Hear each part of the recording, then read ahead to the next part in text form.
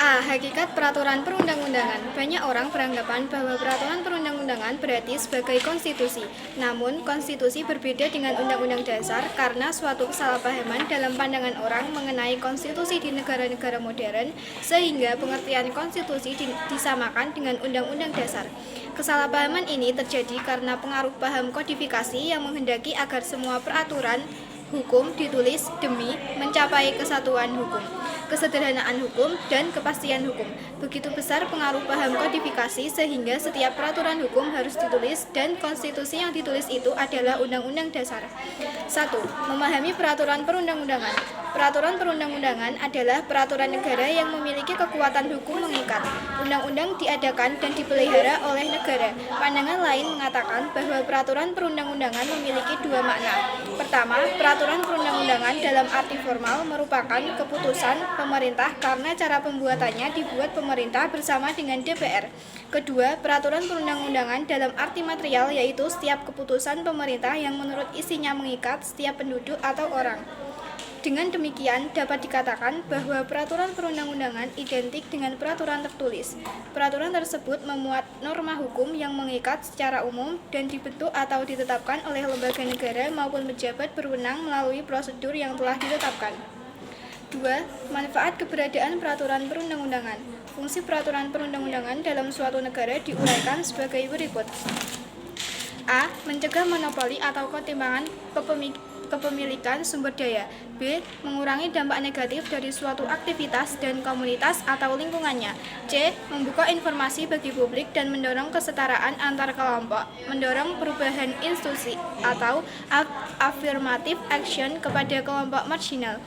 D. Mencegah kelangkaan sumber daya publik dari eksploitasi jangka pendek.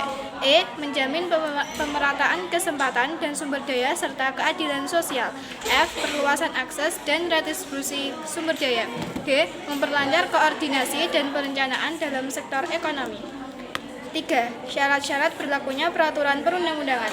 Suatu peraturan perundang-undangan berlaku apabila memenuhi persyaratan berikut.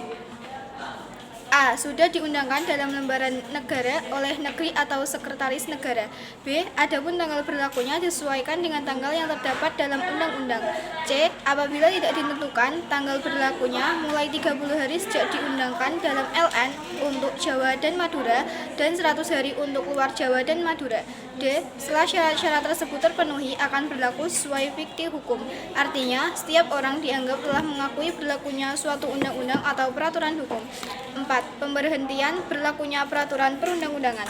Pemberlakuan peraturan perundang-undangan berakhir ketika memenuhi kriteria berikut. A. Jangka waktu berlaku yang ditetapkan dalam undang-undang sudah lampau. B. Hal atau keadaan ketika undang-undang yang diadakan sudah tidak berlaku lagi. C. Undang-undang dengan tegas dicabut oleh instansi yang membuatnya atau instansi yang lebih tinggi. D. Telah berlaku undang-undang baru yang isinya bertentangan dengan undang-undang yang berlaku terlebih dahulu. 5. Jenis peraturan perundang-undangan di Indonesia. Jenis perundang-undangan yang pernah berlaku di Indonesia diatur dalam peraturan tertentu.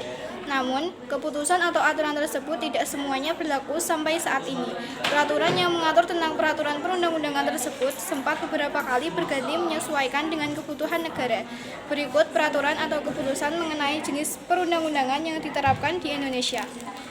A. Ketetapan MPRS nomor 10 MPRS 1996 tentang Memorandum DPR GR mengenai sumber tertib hukum Republik Indonesia dan tata urutan perundang-undangan Republik Indonesia.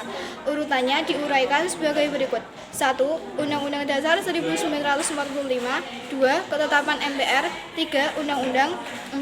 Peraturan pemerintah. 5. Keputusan Presiden. 6. Peraturan pelaksana yang terdiri atas peraturan menteri dan instruksi menteri. 6. Sejarah pembentukan peraturan perundang-undangan Indonesia. Berdirinya suatu negara memerlukan pembuatan konstitusi atau undang-undang dasar yang menjadi tata aturan serta pedoman kehidupan berbangsa dan bernegara.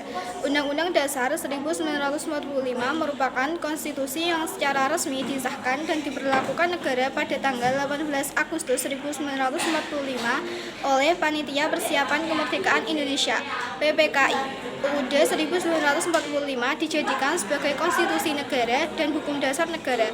Tata penyelenggaraan kehidupan berbangsa dan bernegara harus mencerminkan Pancasila dan UUD Negara Republik Indonesia tahun 1945.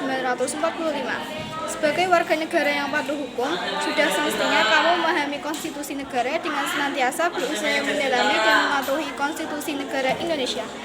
Bagi bangsa Indonesia, UUD 1945 berfungsi sebagai pedoman pelaksanaan dalam kehidupan bermasyarakat. Selain itu, penerapan UUD 1945 dapat berjalan secara harmonis tanpa perselisihan dan kesalahpahaman penafsiran. UUD 1945 juga merupakan hukum dasar yang sah dan berlaku.